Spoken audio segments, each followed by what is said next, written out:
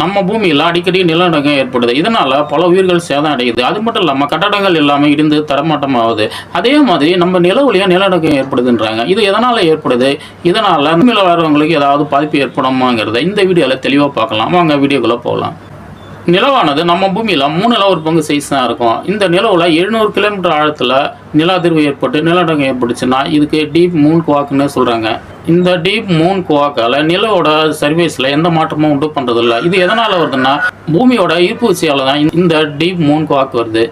இதே மாதிரி 20 to 30 kilometre ஆழத்தில் நிலவில் நில அதிர்வு ஏற்பட்டு மூன் குவாக் வருதுன்னா இதுக்கு பேர் பார்த்தீங்கன்னா ஷாலோ மூன் குவாக்குன்னு சொல்கிறாங்க. இந்த ஷாலோ மூன் குவாக்கால் பூமியோட மேற்பரப்பில் பல மாற்றங்களை உண்டு பண்ணுது. அது மட்டும் இல்லாமல் நிலவோட சர்ஃபேஸில் குடங்குழியமாகவும் பல நில அதிர்வு ஏற்படுறதுக்கும் இந்த மூன் குவாக்கு தான் காரணமாக இருக்குதுன்னு சொல்கிறாங்க.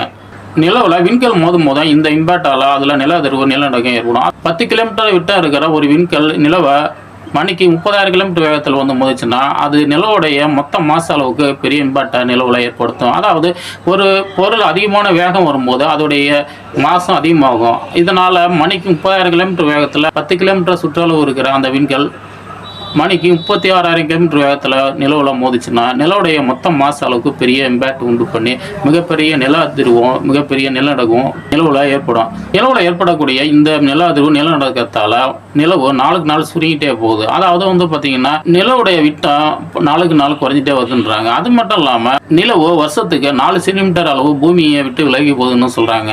இதே நிலைமை நீடிச்சுன்னா பல லட்சம் ஆண்டுகளுக்கு பிறகு நம்ம நிலவு என்ன பண்ணணும்னா நம்ம பூமியை விட்டு விலகி போயிடும்.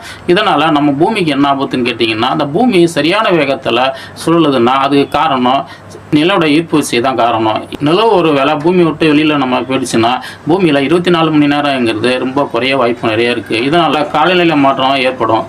நிலவில் மூன் குவாக் ஏற்படுது. இதனால் பல நிலச்சரிவு உண்டு பண்ணுது. நம்ம பூமியில் அதிகமான அளவு ஈரப்பதம் இருக்கிறதால நிலச்சரிவு ஏற்படுதுன்னா சில நிமிடங்கள்லேயே அது முடிஞ்சிடும். ஆனால் நிலவில் பார்த்தீங்கன்னா அது மாதிரி இருக்காது. அங்கே நில ஈரப்பதம் அங்கே இல்லாதால நிலச்சரிவு ஏற்படுதுன்னா மணிக்கணக்கில் ஏற்படும்னு சொல்கிறாங்க. இதனால் பாருங்கள் எந்த அளவு நிலவோட சர்ஃபேஸில் பெரிய தாக்கத்தை இந்த நிலச்சரிவு ஏற்படுத்தும்னு பாருங்கள். அது மட்டும் இல்லாமல் நிலவில் மனிதர்களுக்கு குடியமர்த்தலான்னு பல ப்ராஜெக்ட் செஞ்சுட்டு இருக்கிறாங்க. இந்த நில அதிர்வு அதிகமாக இருக்கும்போது அதில் நம்ம போய் குடியமர்த்தும் போது பல சிக்கல்களை நம்ம சந்திக்க வேண்டியதாக இருக்கும். அதாவது பார்த்தீங்கன்னா அமெரிக்கா விண்வெளி நிலையம் நாசா என்ன பண்ணியிருக்காங்கன்னா 2030க்குள்ளார நிலவில் ஒரு விண்வெளி நிலையத்தை கட்டலான்னு பல ஆராய்ச்சிகள் பண்ணிட்டு இருக்காங்க. அதே மாதிரி சைனா என்ன பண்ணுறாங்கன்னா 2030க்குள்ளார நாங்கள் அணு உலைகளை நாங்கள் அமைக்க போகிறோம்.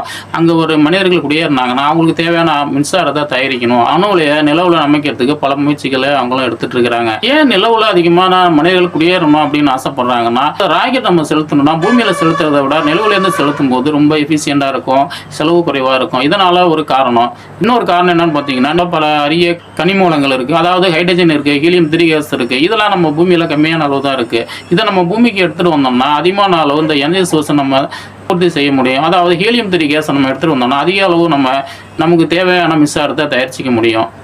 இயற்கை பல பிரச்சனைகளை நிலவில் ஏற்படுத்தினாலும் அதை சரியான முறையில் நம்ம அறிவியல் ரீதியாக நம்ம தீர்வு கண்டோம்னா மனித இனத்துக்கு பயனுள்ள பல விஷயங்களை நிலவை வச்சு நம்ம செய்ய முடியும். இதை போன்ற விண்வெளி சம்மந்தப்பட்ட நியூஸ் உங்களுக்கு பிடிச்சிருந்ததுன்னா நம்ம சேனலை சப்ஸ்கிரைப் பண்ணுங்கள், ஷேர் பண்ணுங்கள், கமெண்ட் பண்ணுங்கள். நன்றி, வணக்கம்.